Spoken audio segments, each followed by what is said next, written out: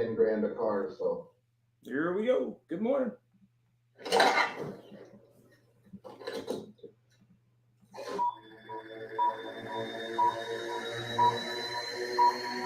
Ready, set, go.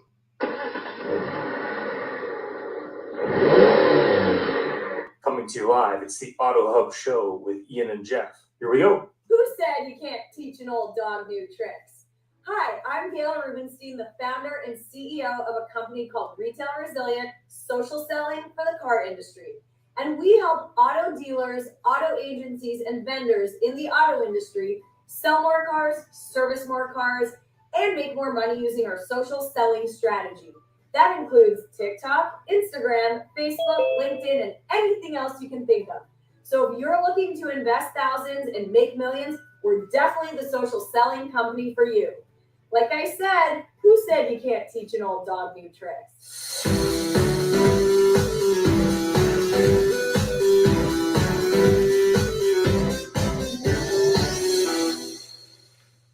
I was at Larry Coleman's seminar. So happy I came, having such a good time. Thank you so much, Larry. One of the best trainers in this area for sure. I don't know about anywhere else, but as far as I know, he's the best. So, told you twice. Take advantage. Thank you for having me here. I'm at Larry Feldman's seminar, and what I've found is that what he's really good at doing with his knowledge and with his training, he's not filling a bucket, he's lighting a fire. Ways to improve. Every month we want to improve better on what we did the month before, maybe the year before. It's about how fast we can get the cars done with quality work to get it to the front line, because that's where we make our money. And the bottom line is the longer it takes, the more money we spend. We want to get it down as low as possible. Right now, like I said, we're in a great stage. We're at 4.5 days. In recon, we want to know how quickly we can get the cars out of the recon process and to the front line. The average days in recon and then the time to line are the most important things to be looking at. I'm Mike Burrell, I'm Service Director at JM Lexus.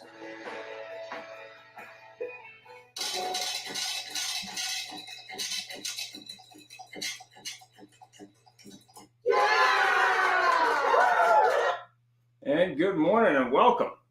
So we have a few books. These books are a little different than normal. I tried to come up with some that were interesting just because you eventually run out of books. So these were ones specifically on electric cars and specifically on electric, hybrid, and affordability. So how to buy an affordable electric car, a tightwad's guide, electric cars for dummies, and electric and hybrid vehicles. Go ahead, Jeff, with our disclaimer. Well, of course, welcome everybody. Good morning. Just before we get started, I do want to recognize the auspicious date. Today is September 11th. Obviously, nobody have to have any explanation of the day, but we certainly do recognize that. And in the words of a great leader from World War II, it's the day that shall live on in infamy. So. Nevertheless, on that movement, the views and opinions today shared by that are those of our guests and not necessarily that of the Auto Hub Show or Ian and Nethercon. And please go to our website to read all of the details. Thanks, Jeff. So today we're talking about EVs by 2025. Where do we stand? Part 2. And if you haven't already checked out, there was an article yesterday for Volvo, and they're trying to get to 50% by then, and hopefully 100 by 2030 is their game plan. And then our next 2 shows this month are salespeople pay plans and order taking, and customer happiness. Is it really possible? So let's get into it, Mr. Jeff. These are a few of the shows we're attending. We're not going to be to SodaCon, but SEMA and Used Car Week 2023 will be there. At least I will be at SEMA, and Jeff and I will be at Used Car Week. So here we go. And of course, SEMA will be, Ian gets totally overwhelmed by all the cool stuff show. Exactly. And also don't forget our Auto Hub Show advisory panel the last Monday of every month, so we can go share all sorts of funky stuff, and Ian and I can sit back and let somebody else do all the talking. So today is our second show for the EVs by 2025. The first one was phenomenal. It kept going crazy, so we said we had to have another one and revisit it, which we have today. We have 3 of the 4 guests from that show. Again, one of them has taken September 11 off. But I would like everybody to introduce themselves, and one comment before we start is we're talking about EVs. We're talking about changing over. I mean, it's quite the thing. We've got to stop things, and EVs are the way to go. Yet, when we get to an affordable EV, we just talked about the Chevy Bolt, got gobs of range. It's a good car. I've yet to read anything bad about it, and GM stopping making it. And all the other cars on our video list, which we couldn't show, but Ian could share the link for, try to get one. Try to get any one of those cars. I'm in the used car business. You watch the auction and you show the MSRP of any one of those. A Toyota BZ4, I think it was named by Elon Musk. They are 3 years away from orders. Yet there's dealers posting them online. They're pulling about 8,000 over MSRP used over new MSRP, but they're basically new cars.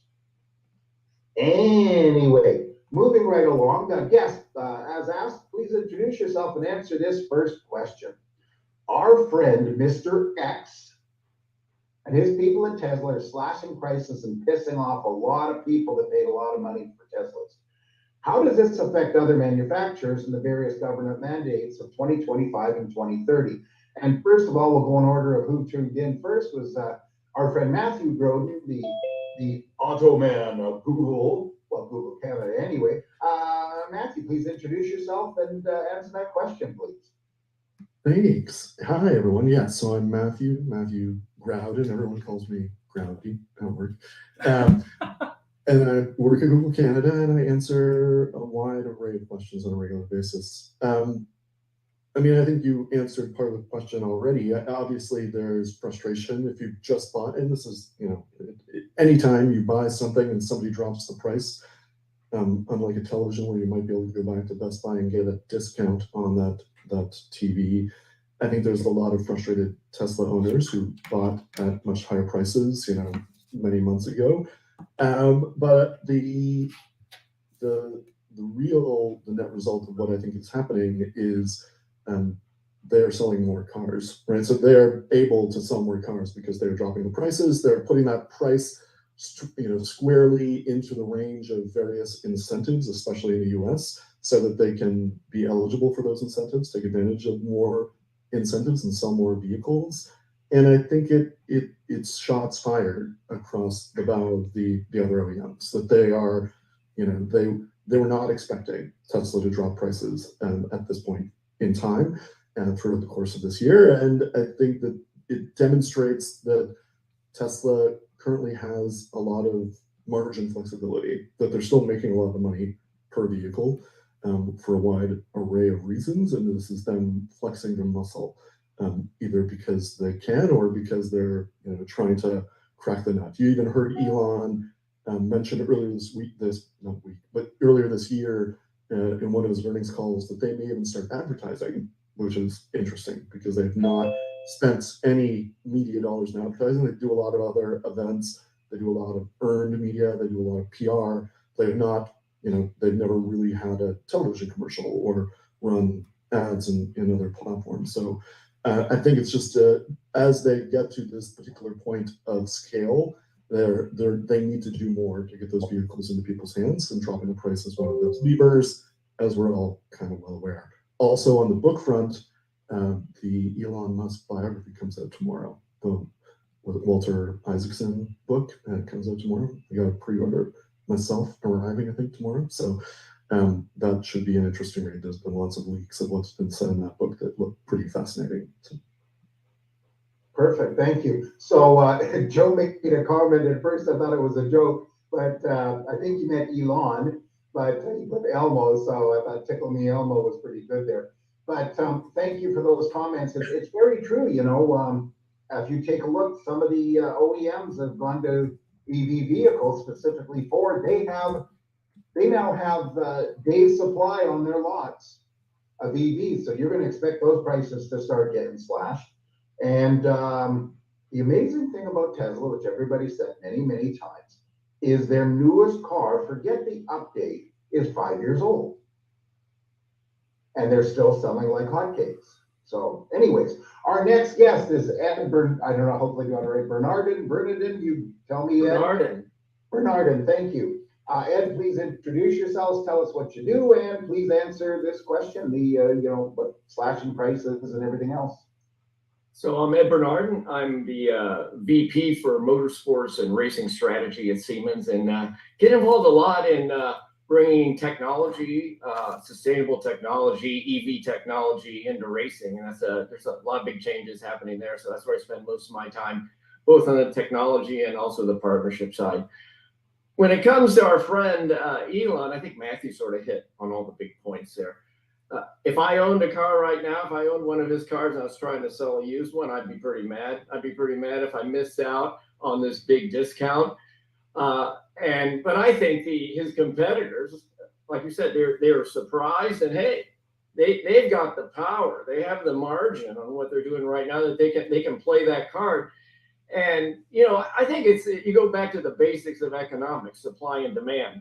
He takes an X% discount, and so he's going to lose that margin. But then he picks up the tax credit. So it's almost like you can get the increase in the amount you can sell by almost doubling what your discount is, thank you to the tax credit. So I'd have to say he's a good businessman. He knows what he's doing. He's obviously a good businessman. I mean, he's gone from, only a few multi-millions to like multi-billions by all means. And that's good business. The interesting part too is, and I think perhaps if you take a look at, their cars haven't changed that much. They've improved things. They've improved batteries. They've improved this and that. But their R&D was paid for a long time ago. And now they're doing what all the manufacturers are doing. They're making their margins gone huge. So why not cut prices? Perhaps a little more aggressive than the consumer may have wanted. Interesting part, it hasn't affected their used prices that much. That's the interesting part.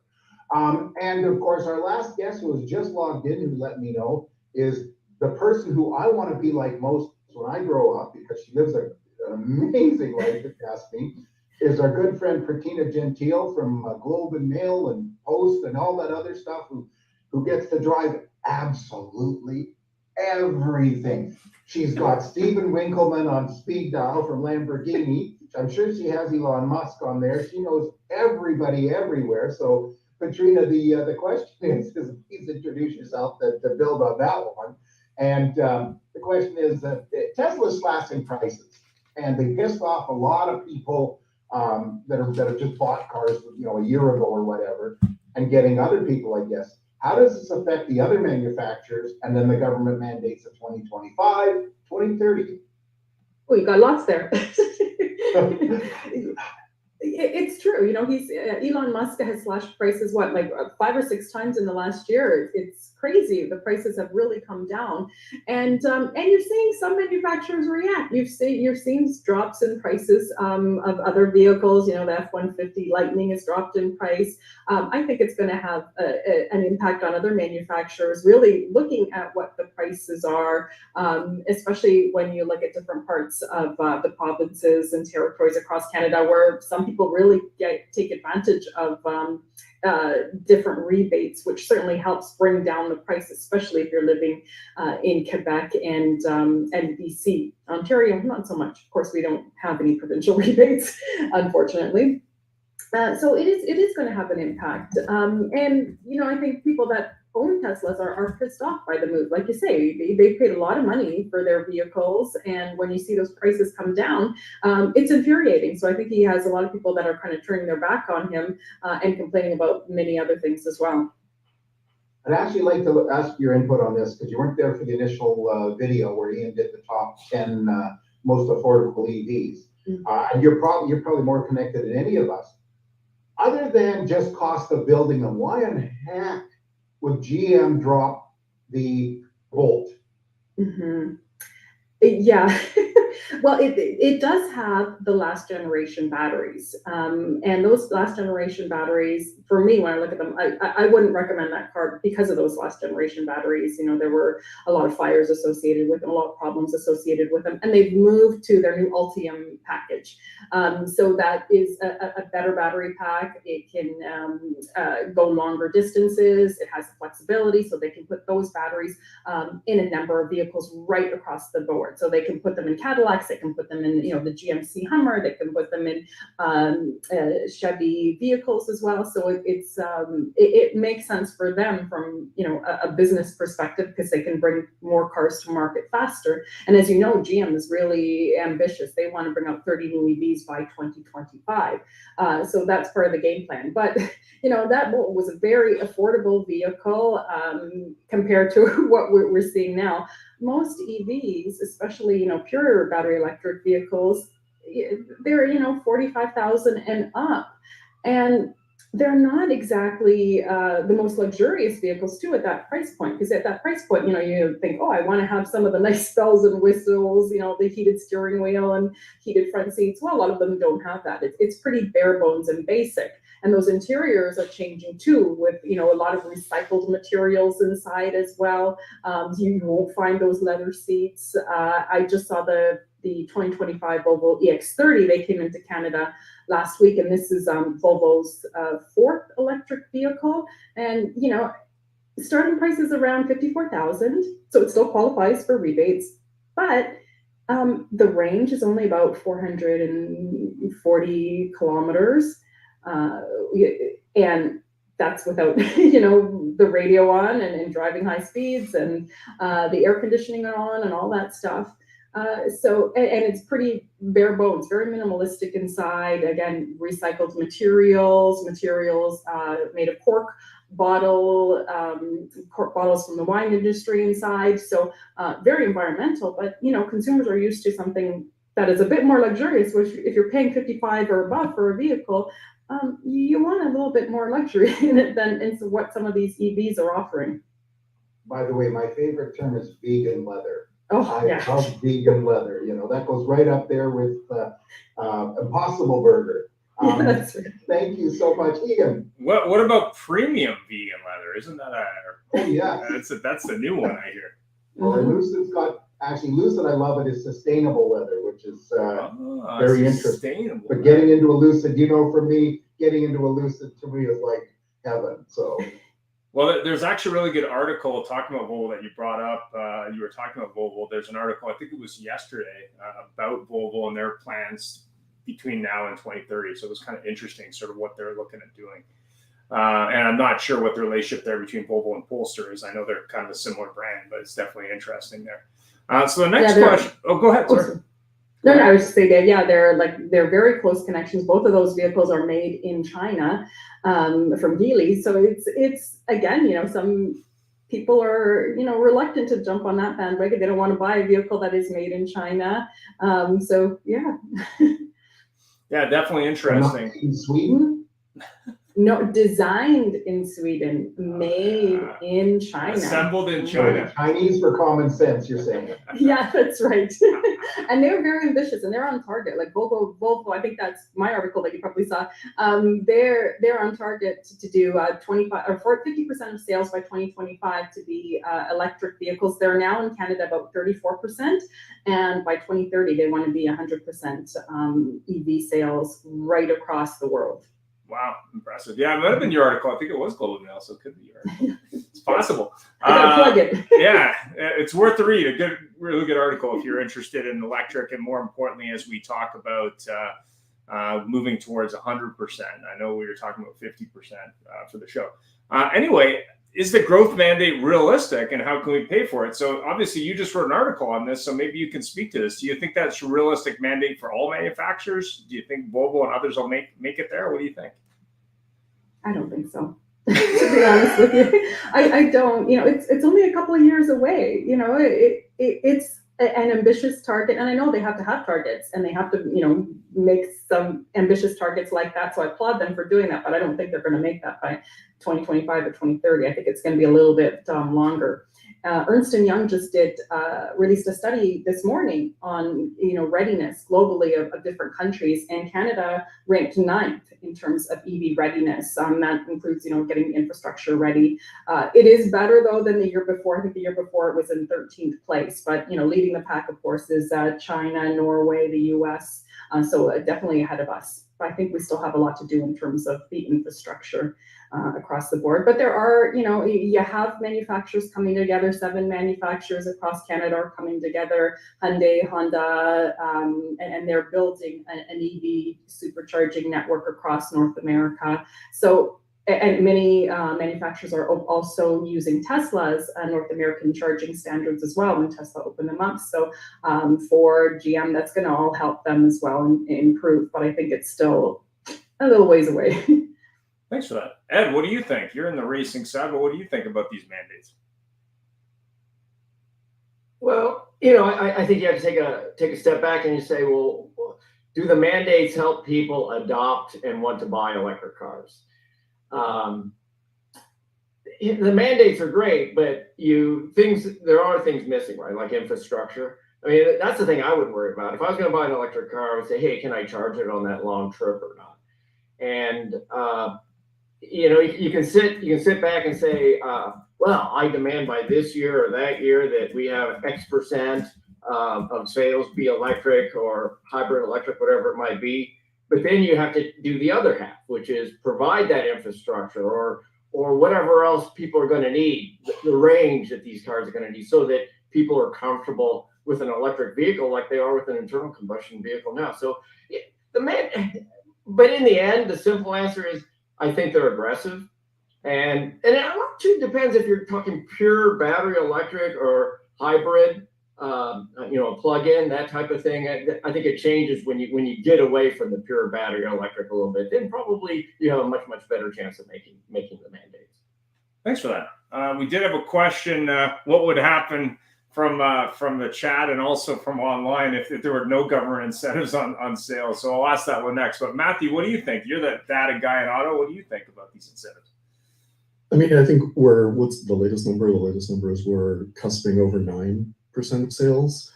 That is a steep curve to get from 9 to 20 in like 3 years, less than 3 years. Is it possible? I said this in the spring as well, I think, or in the last episode. Possible, yes. Likely, no. 2 things and this kind of actually partially addresses, I think, the incentive question. Without Ontario having an incentive, and because of the cost of the vehicles, as we were discussing around, like, why is there no Bolt anymore? That's going to be tough. But if 2 things came together very quickly, which I don't suspect they're going to, if we had an incentive in Ontario that made it a little more compelling for the average consumer, not just the more high-end buyer that can afford a Tesla or afford a Lucid Air, beautiful vehicle, very expensive, right? I think it's unlikely, and also without more collaboration with the OEMs to actually bring those vehicles here, right? Because we see in general, unless there is a provincial mandate, unless there are incentives like we have in Quebec and British Columbia, then the OEMs don't allocate the inventory here, and that's why it is very hard if you want to get your hands on a more affordable, Kia Niro EV or an Ioniq 5. They're just not there, and if they are, they're kind of priced out the wazoo with magical fees that no one can really explain. So. Yeah, I have a question.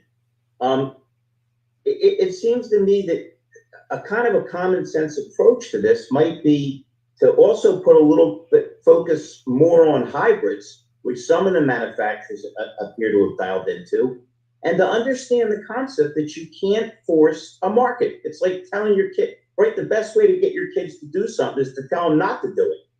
And to say, and this is what you're all going to drive, and that's it, and we're mandating it, seems dangerous and foolish. Whether you love electric vehicles or not, to take the choice out of people's hands and saying, this is what we're doing and there's no alternative, Just doesn't seem reasonable to me. That's a great thought. I mean, Gail, I think, is on the call. I think she just bought a hybrid Jeep.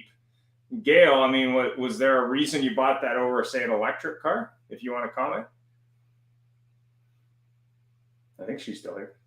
Oh, she's on Super she's silent on- mode. Ian, I'll answer that. Yeah. I won. I bought the hybrid Jeep because Jeeps predominantly have the highest resale value of any mass-produced vehicle on road. Hybrid gave me the additional option of low cost for city driving and lowered cost for highway driving.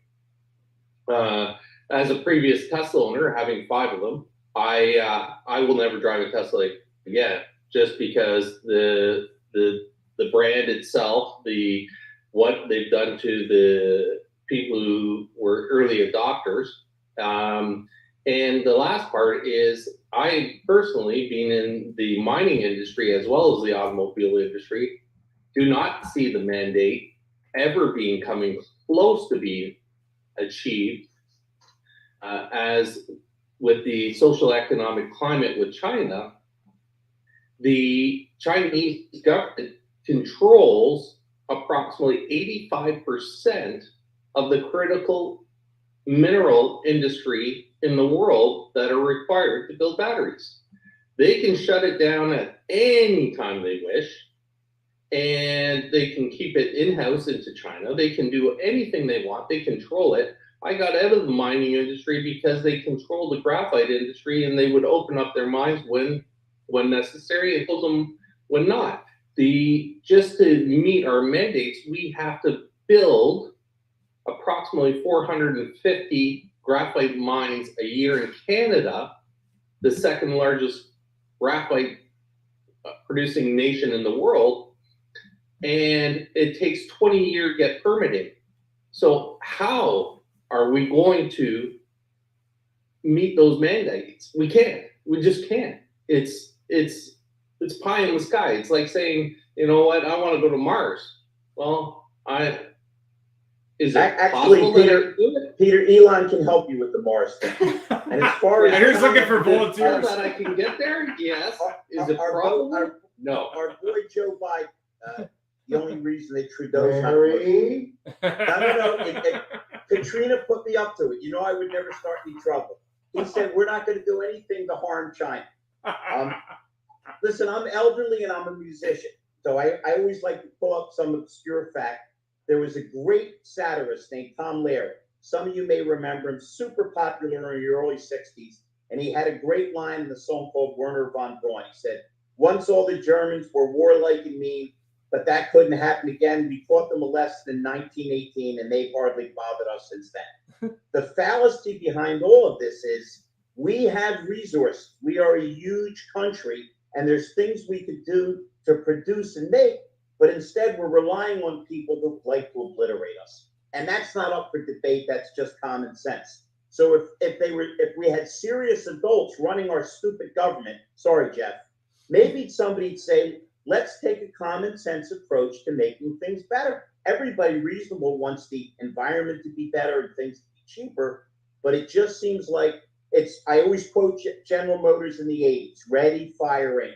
Let's put this policy out. Let's just jam it down everybody's throat and let's see what happens. Sorry, Katrina, you did say be as unreasonable as possible. I like to follow your instructions. Well, I'm just going to add one last thing to that, Larry. The social networking of the people in play with this has gone out and said, hey, let's bring it to the masses through social, and let's make them understand that this is a reality. So Jim Farley went out on a road trip on the Lightning, and then the U.S. Department of Energy secretary went out and did the same. Both of them were complete failures. Jim Farley, in the video, watching him drive the Lightning, he goes by a wind farm with wind turbines not even moving, and discuss how hard it is to potentially find a charger that works.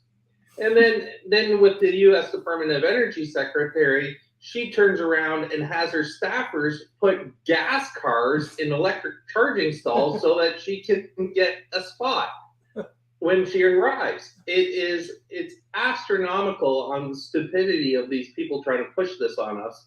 And again, as an early adopter, I wasn't pushed upon it. I still have a hybrid, but I just don't look at this as being a possibility moving Peter, forward. I love you, but I think you're being unfair. I always like to be the voice of reason. With the wind turbines, they can't concentrate on killing whales and still providing electricity. And if you really want to laugh and look at insanity, the state in the United States that sells the most EVs is California. This is a state that regularly has brownouts because they can't handle the electric demands they have now. So they're going to be the ones to lead the charge when they can't handle what they have now. You know what? This whole show makes no sense. Let's order some pizza. We'll charge it to Jeff Polo. Let's have some fun. Patrina, it's so nice to see you. You were right about these guys. They're both crazy. Thank God I'm here as the voice of reason. But Larry, I mean, I think if we go back to the show about nothing. No. That would be Seinfeld. Let Mr. Bernard talk, will you? John Locke is always rude. I apologize. Hey, go ahead, please. Remember, he's not from America. He's a Canadian. Go ahead, hey. Yeah, I'm close to the border. I'm in Boston, not too far away. But Mr. Feldman, one of the first things that you said was the hybrid. That makes a lot more sense. And I think you want to get people out there adopting these types of vehicles. And if you think about it, how many miles do you typically drive in a day? Right? I'll speak for myself, but maybe over a period of a 3-month period, day to day, less than 50 miles, maybe less than 100 for sure. Every now and then I take that big trip. Perfect thing for a hybrid, right? I'll be running mostly electric. I could charge it at home in the evening if I wanted to when I'm in that under 100 range. And then if I'm on the highway, you can have a small internal combustion engine because you don't need that much horsepower to keep a car running at 50, 60 miles per hour. Right. So that's a great way to get more people using electric vehicles. And by the way, you have a lot less batteries. So all the other problems you were talking about. Let me interrupt you just for a second. And now I'm being dead serious. The problem is, who can tell with me? Listen, here's the problem with the policies. I just heard you speak. Now, I've never had the pleasure of meeting you before, and it's great to meet you. You know what you sound like? You sound like a reasonable, intelligent person. And reasonable, intelligent people are like to say, I opine, right? It's a Socratic term, but I could be wrong, in my humble opinion. But here's the beauty of this. What you just said, I'm with you 100%. But the lunatics that are making the policies, they want to mandate it for everybody. So let me ask you a question. Since forget about planes and boats and all that crap, most of the stuff that's delivered, whether it's goods or foods or whatever, are delivered by trucks. Now these lunatics want to make it too expensive to get trucks across the country and probably across your country. So once again, if you said we're going to introduce things that make energy more efficient and make the environment better, who in the right mind? It's like saying who's for war? Everybody will come up for it. But the mandates is so wide and so far reaching, and the ripples are so big that they're hurting everything and everything. Listen, right now, this is not political, this is logical. Right now, we just saw Joe Biden the day before 9/11 shake hands with the head of Saudi Arabia, who many people believe was tied in, okay? Let's forget about money. Let's forget about cars. How about security? How about if you're enslaved to people that control you? We've seen what the Arabs have been able to do to the world by increasing or decreasing prices as they see fit. And now put that on China's plate and say everything we do is going to be controlled by what you produce is frightening. If you were running, and by the way, I vote, Boston is just fine. Your people are nuts too, like they are in Philadelphia. But you just seem eminently reasonable. But does anybody on this program think these policies are reasonable? Because they're not saying, here's, if you would like to go electric, we'll give you an incentive. Nope, we're getting rid of gas cars. It's crazy, Ed. I'm sorry, and I get a little animated when I meet people from Boston. It's a Philadelphia thing. I'm still suffering from what Bill Russell did to my Sixers. Well, you shouldn't be suffering after yesterday. Well, I have to tell everybody. Whoa, I'm Philly, brother. We see a problem for every solution. We were up 16-0 and we got lucky to win. Okay, And we're proud here. We're proud of what we were able to do. That's I'm going to share a link to my new technology on the chat, which is going to guarantee you can drive cross-country in anything electric, and it's a simple attachment to your vehicle, so you can just check that in the chat, guaranteed. And I want money for it. Very interesting that Peter brought up that comment about the U.S. Energy Secretary. And I'm leaving the politics of EV aside and everything else, because it's a highly politically charged comment. But you've got the Energy Secretary, and this tells us, Larry mentioned about leaders. So here is this leader that is promoting green tech. She drives, I read the article, I can't remember where it was from, like from two cities in the States, in Georgia, etc., and didn't even plan the trip out properly. The only planning was, oh my God, get somebody to drive ahead and park an EV thing. So we do have an issue here. And we know we have an issue. There isn't enough charging stations. Tesla, whatever subsidiary it is, they're going to start building superchargers like crazy with all that money from Ford and GM and Volvo and Toyota and everybody else. So they're going to change that. But how are we going to pay for everything? How are we going to pay for our infrastructure and roads if we need these infrastructure? I mean, my numbers are probably 20 million less new internal combustion cars sold by 2030, and maybe 100 million less by 2035. I have no idea where I got that from. But the fact is how are we going to pay for things? Then what happens is, with that great incentive, when you go buy your Tesla at 54 grand, and by the way, I have to tell people, up here in Canada, I read something the other day, the average new car is about 59,000 Canadian. 66,000 average new car in Canada. Wow. And that was American then, 59,000 US. Oh, yeah, 66 grand. So these things aren't luxury cars anymore and everything else. So how are we going to do it? But I'm going to ask Patrina, because she's staring right at me. But I have to tell you, I'm really upset with GM and the Bolt, because their sales were on fire and they canceled it. I'm still stuck. Please, before you get started, Patrina, I've been urged by Joe Boris not to say fire and then electric cars in the same sentence. Okay. You know what? I'm still stuck on another point Peter made. And I agree, like with the hybrids. Yes, the hybrids are definitely needed to make this transition to all electric. It certainly, reduces your range anxiety. They're still expensive. And, Peter, your Jeep has like 30 kilometers of range. Like, what's the point when it's that little? It's actually 50 kilometers of range in my Jeep, but the issue is, as Ed said, what's your average trip? I live in Niagara Lake, which is 160 kilometers almost from Toronto. That's 100 miles for those Americans. 100 miles for Americans. My average trip in my Jeep is somewhere around the 60 kilometer range, which is 40 miles. But funny enough, I do about 80,000 kilometers a year in the truck. Wow. So I look at that's 50,000 miles because I'm constantly traveling distances in it. But I'll do a long distance and then a bunch of short trips. But the benefit to me is that when I had my Tesla, my last long trip was down to DC in it, and it took me 9 hours to drive a 6.5 hour drive to DC in my Tesla. That 2.5 hours is worth way more money to me, and because I can't get that and back. Peter, that was because of Trump's motorcade. No, but it's a time thing.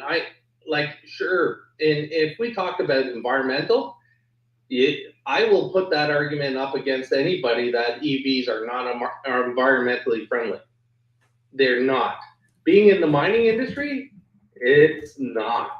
It's not morally friendly. It's not ethically friendly. It's not environmentally friendly. And if we look cradle to grave, I will guarantee that a ICE vehicle powered by fossil fuels is more environmentally friendly than an EV. The only thing is we don't have a wild drive. That's it. I'm gonna buy a Hummer H1 and run it on biodiesel. Yeah. Yeah, I mean, my feeling is basically that it's the power of options. I mean, when I sold vehicles years ago and hybrids were a new thing, really it's more of an interview with the customer. Like, I'm not saying you're right or you're wrong on what you're buying, but how are you using the vehicle? And what makes sense may not be an electric car for you. Not saying that might not be a good option, but to Peter's point and other people's points, if I'm doing a lot of driving, that may not be the best option. I have the discussion often with Uber drivers and cab drivers all over the place, where they're comparing hybrid to electric to sometimes diesel, other things, and really it's a question of how much driving are they doing and what makes the best sense for them. And I think that's the key point here is the government saying you must do this is probably not a good long-term plan, versus the manufacturer saying, okay, we have demand for these vehicles, incentivize them to transition from one to the other possibly, which I think is a wise move. Now, how quickly that happens is another question. But go ahead, Jeff. It's your question. Yeah. Okay. My question. What are you doing stealing it? No, I'm just kidding. So Ed, what's your thoughts on this? How that, because things have got to be paid for. And if you start taking, and by the way, nobody can argue that your average EV is considerably heavier than the same size and segment of an ICE car. So how are we going to do this? Yes, we're going to have to tax it, but what's going to happen then? Well, of course, there's government, programs like you're seeing out there now, and those are both at the federal and the local level. So there's certainly that. But then I think there's also, especially at the local level, like here in the Boston area, you're starting to see local governments working together with shopping malls or restaurants or whatever it might be to get charging stations in there. So that's another thing. The utilities ultimately are going to be making a lot of money. All that money is going into the gas is not going to be going to the utilities. Maybe there needs to be some sort of a profit tax or something like that on the utilities. They're going to be making a little bit of money here. They definitely stand to profit. And of course, there is the gasoline tax. Well, you're not using gasoline in an electric car. How do you handle that? I know in Texas, they've got some new laws down there where they want to have a specific, you buy an electric car, you got to pay X amount as to make up for the fact you're not going to be paying the gasoline tax. Maybe there might be a way where you can see how many miles you drive in an electric car and somehow you start to share that tax burden there. So it's probably going to be a combination of public, government, and taxes are going to probably play a little bit of a role there. I'm sure if they're necessarily new taxes, but maybe a shift in how taxing is going to be. Ed, if you'll allow me, I'll quote Oscar Wilde, who said, "Anybody who robs Peter to pay Paul can count on the support of Paul." So I'm sure whoever's going to profit from it is going to think it's the greatest thing since Swiss cheese. And the people that feel like they're getting dissed are not going to be for it. Yeah, well, that's how life works, right? Pretty much. Yes, sir. Yes, sir. So Matthew, what's your thoughts? I'm not a politician. I don't know. I think Ed's right. I think it is going to be some combination of taxation. It will be a shift in taxation. It will obviously won't be gas. I also wonder, at what point does gas become more expensive? At what point do we reach tipping point where there are fewer gas vehicles and gas becomes more expensive? And do governments, not in Canada but in multiple places around the world, de-incentivize people to put gasoline into their cars by making it more expensive? I don't know. I don't really know. There's math there. There's probably a spreadsheet. Some bureaucrat somewhere is. But doesn't that also go with de-incentivize buying an EV? Many people, we just said, Katrina mentioned that the Teslas are now becoming into that EV incentive areas in Quebec and BC, and I'm sure California and whatever. So doesn't that go hand in hand? If they make gas more expensive and de-incentivize an EV, I do know some of these private charging stations now, it costs you like $10 to charge your car, or more. Yeah, So it's doesn't a complex is this problem. deals of justice?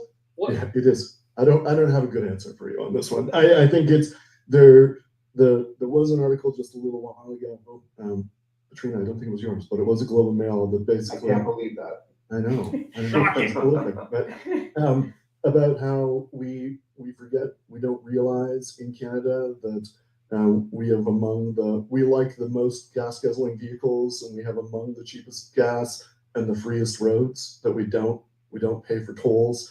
It was quite eye-opening because I had never really had that all laid out for me very clearly as it was in that article.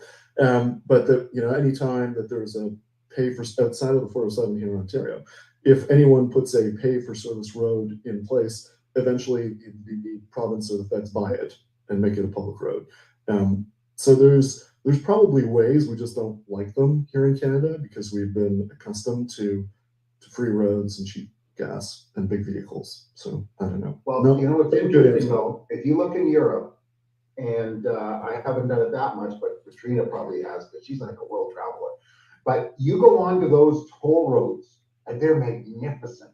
Oh my gosh, they're like glass. They're fantastic. They've got some of the greatest amenities you can have. I remember 2 years ago, I pulled over to the side of the road because I thought I lost something. And within a minute was an emergency road service car there. Allô, bien sûr, are you okay? And everything else. But they're public roads. They're terrible. I mean, when I want to feel good about the highway, I do ride the 407. Like I do get on the 407 because it's faster and less occupied and immaculate. So Here's one thing on that, gentlemen and Katrina. When we talk about roads and road tax and road usage and the weight of the EVs are actually tearing up the roads faster than the ICE vehicles because of their weight, because the roads were engineered for the average weight of an ICE vehicle, not the average weight of an EV. Now, let's look at that one step further. Let's look at structural engineering of buildings and parkades. How many parkades are designed to increase their weight-bearing loads by double? They're just not there, and that is Peter, you're playing into Joe's rhetoric here. You're playing in there saying get rid of cars, don't. As he should. Not real estate, baby. But it's playing into Joe's rhetoric is only going to make anybody seem smarter. So let him go.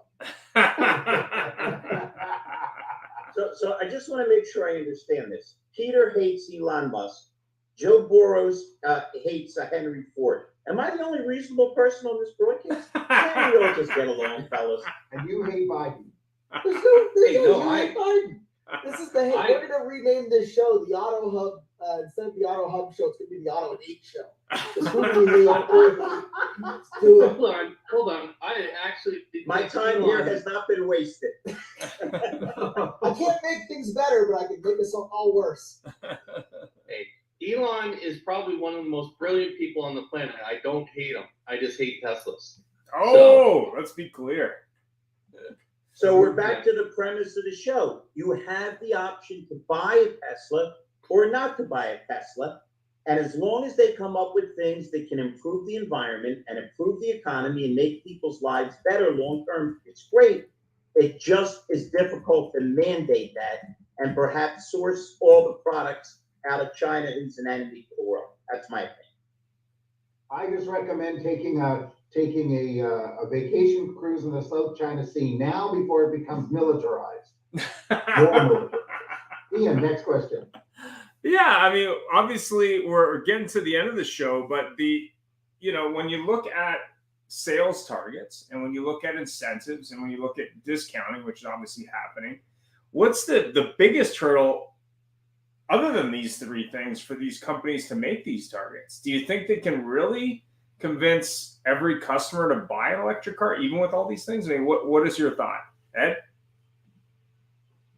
Well, certainly there's cost, but you know, you like you said, they stopped making the Bolt, but there's some other cars, you know, in that 30 range now, and you add the tax credits, now you're down into the 20s. And like Katrina said, GM's probably being smart here. They want to have a common battery across all their models. They're probably going to come out with another one that's in the same range with the good batteries, with the ultimate batteries in them. So price is one thing. I think charging infrastructure is a real concern. I mean, my son has a Model 3. We drove it from Baltimore to Boston, no problem. You look on the map, there's you know, those high voltage chargers everywhere, pretty much. It wasn't a concern, but that's not going to work if you live in Wyoming or maybe British Columbia or wherever it might be. So I think those are probably I think that range anxiety, charging infrastructure, that time, depending on where you live, is something you got to address. Because in the long run, I sort of like the idea of the electric drive. It's just low maintenance. Look at all the parts you got in an ICE engine, and now you're substituting that for just a few pieces in an electric motor. Yeah, that's So you know what though? You're right. But here, being in the used car industry, we had this discussion a couple of shows ago. It's a scary thing buying a used EV. Some of them, you know, I mean, yes, I can't remember, Red CD brought it up. Some of the older ones didn't have the thermal insulation on their batteries, et cetera, but still, you know, we're seeing a lot of these cars that the degradation of the battery, where they started with a 180, 200 mile range, you get an 8-year-old one, and yes, they're going to get better, but they're down to a 25 or 30 mile range. And that's the difference with an ICE, and I agree there's lots more moving parts, but you can buy a 20-year-old internal combustion engine car and fix something that goes wrong. It's going to be a little tough to replace batteries until somebody comes out with a reconditioning process or a affordable replacement battery. Yeah, I think a lot of it is right there on the use side, but go ahead. No, I think you have to, it's not so black and white, right? Like how long before those batteries get to 35%? How many, is it 50K, 75K? I'm not quite sure. And it probably depends on how you use it and how you charge it and how cold or how hot it is outside.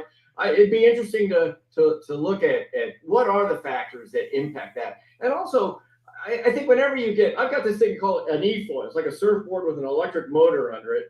I'll tell you what, the battery, like they give you all these instructions on exactly how to treat those batteries so you can double the life.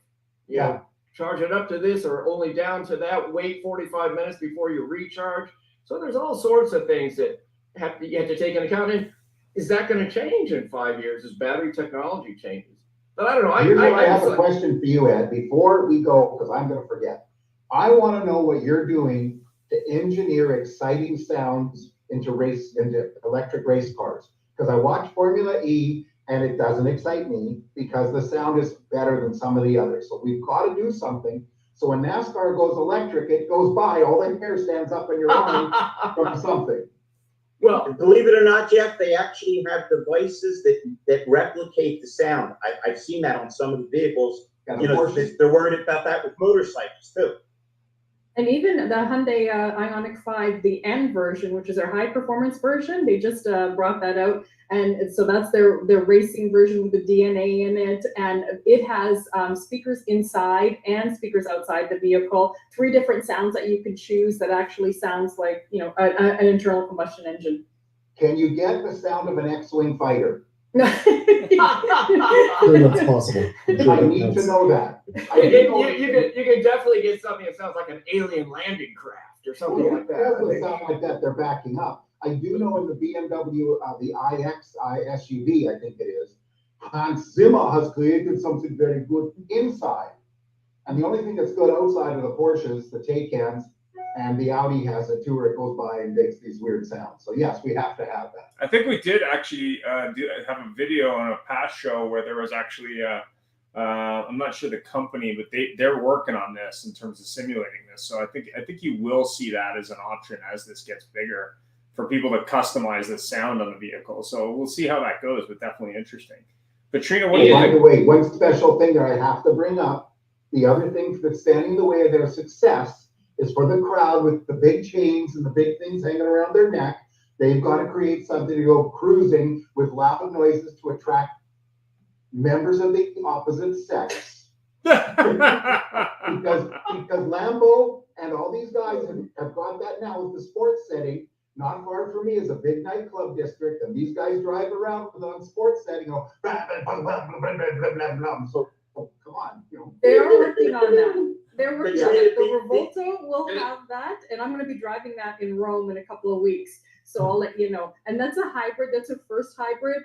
It has like 10 kilometers of range on it. Again, like I'm like, Who cares? You're going to Katrina, Rome to drive it. Katrina, be careful, because Jeff's next gonna tell you the best way to attract a man is get perfume that smells like new car leather. This guy's like, 50% of the time, it works all of the time. The Fiat 500, the electric version, they spent 6,000 hours defining the sound of that engine to make it sound exactly like a sports car. This goes back to the first thing I said before the show started. If we actually cared about the environment, we would have spent those 6,000 hours planting trees. Well, 100% correct. 100% correct. Ridiculous. Hey Joe, I always say if you got a dog and you point, your dog looks at your finger, not where you're pointing. If we don't know what we're trying to accomplish, we're never going to accomplish it. So Because what I need is an electric car that sounds just like my old Fiat 124. Well, you What know, is that? on the racing thing though, I had on my Future Car podcast, I had Bob Bell. He's the technical director for Renault Formula One. He's had champions and all that. And I said, Bob, what's going to happen in 2030 when it goes electric or whatever it is? What about the sound, the smell of the gas and all that? And you know what he said? Hey, by the time that happens, most of the people that care about that are going to be dead. So Absolutely right. Absolutely right. Look at all the heat that they rode when these cars, the new generation, the hybrid era, didn't scream. So yes, but I have to. The younger generation doesn't care. When you look at the growth of Formula One in North America, and you look at the explosion of Formula One coverage and IndyCar, because it's rising tide lifts all ships. When you see what they share, they're not talking about the roar of the engine or the smell of the gas. They're talking about passes. They're sharing videos with music over it. They're kind of upset that they can't have conversations with each other and share their social feeds and read it when they're at the track. I'm not kidding. No, this is something that was brought up at the Indy 500. I was there for the 100th running with my Juan Montoya on my ticket, because Montoya was my guy, still is. Even though he's retired in a tax dodger and all that. The boy can drive. I don't know what to tell you. But, that was a big issue, was that people were complaining that it was too loud. So nobody under 50 cares about the noise and the smell. I'll tell you that right now. It's not a thing. Interesting. Jeff, we're almost out of time. We should do an episode on racing. And We should. Yes. Joe's bringing up is pretty key, I think. It's I changing agree. just like commercial cars are changing. Ed, for that, we need to invite some lot attendants, because every one of them seems to be able to go 0 to 90 in 3 seconds in a car. Valet, the valet special. I have never been more scared in my life than taking my GTR to a Nissan service bay in rural Ohio. I was like, oh my God, I'm never going to see this car again. Everybody, we're up. I gotta tell you, we could stay on this show for another 3 hours. This has been a lot. Absolutely. Yeah. Guys, great episode, man. Great. It just, I know you don't need me to tell you, but this is one of my favorite ones. Absolutely. Thank you so much. And I still want to be adopted by Trina. Trina, can you bring the adopted son that's a little bald to there? Because You need an assistant? Can we just just show up? Katrina, you'll save on baby clothes with Jeff. I'll say that much. Yeah, he's still But dependent. maybe not on diapers. Hey, at least he can change them himself. Excuse me, they pay me to annoy everybody and be controversial. Just stay in Canada, okay? I do have to say one thing, Joe. Canada has proven that we are holding something in the neighborhood of between 40 and 60% of the world's forests. So, boom, baby. Yeah. Anyway, have a great week, everybody. Thanks for Thank you coming. all. And Bye. thanks for all the comments. Great show. Bye for now. Stay well. Bye-bye.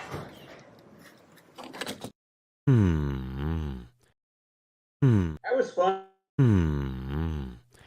Oh la la. What?